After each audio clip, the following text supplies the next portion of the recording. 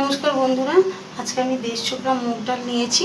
মুগ ডালটাকে হালকা লাল করে ভেজে ভালো করে সিদ্ধ করে নিয়েছি। সিদ্ধ করে এটাকে হাতা দিয়ে ভালো করে ঘেটে গামলার মধ্যে নুন হলুদ দিয়ে মিক্স করে রেখে দিয়েছি। এবার এদিকে দেখুন কড়াইতে তেল দিয়ে দিয়েছি, দিয়ে আমি একটু শুকনো লঙ্কা সাদা গোটা জিরে ফোড়ন দেবো।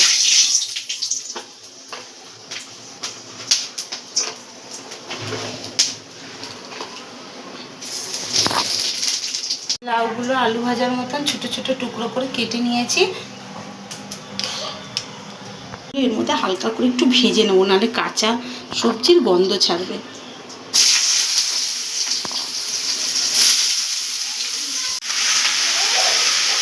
এটা কিন্তু গ্যাস বাড়িয়ে তারপরে ভাজাটা করবেন, নাহলে লাউ দিয়ে জল ছাড়বে। এবার আমি এর মধ্যে দিয়ে দেবো অল্প পরিমাণে নুন, দিয়ে অল্প পরিমাণে নুন দিয়ে দিয়েছি।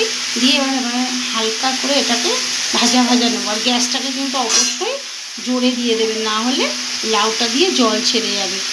দেখুন 5 মিনিটের মতন আমি নাড়াচাড়া দিয়েছি, তাও আমার লাউ দিয়ে জল ছাড়ছে। এবার আমি অল্প পরিমাণে চিনি দিয়ে আর একটু নাড়াচাড়া দিয়ে এর মধ্যে আমি ডালটা ঢেলে দেবো। এবার আমি ঢেলে দেবো।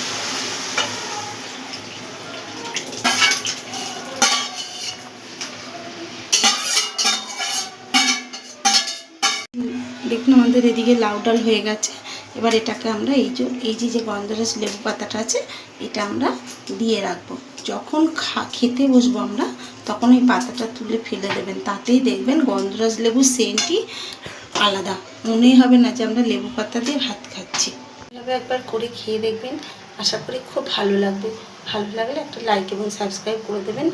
আর মনেই হবে না যে আপনি এটা গন্ধরাজ লেবু দিয়ে খাচ্ছেন। গন্ধরাজ পাতার এত গন্ধরাজ লেবুর দরকার হবে না, ডাল দিয়ে এত সুন্দর ফ্লেভার ছাড়বে।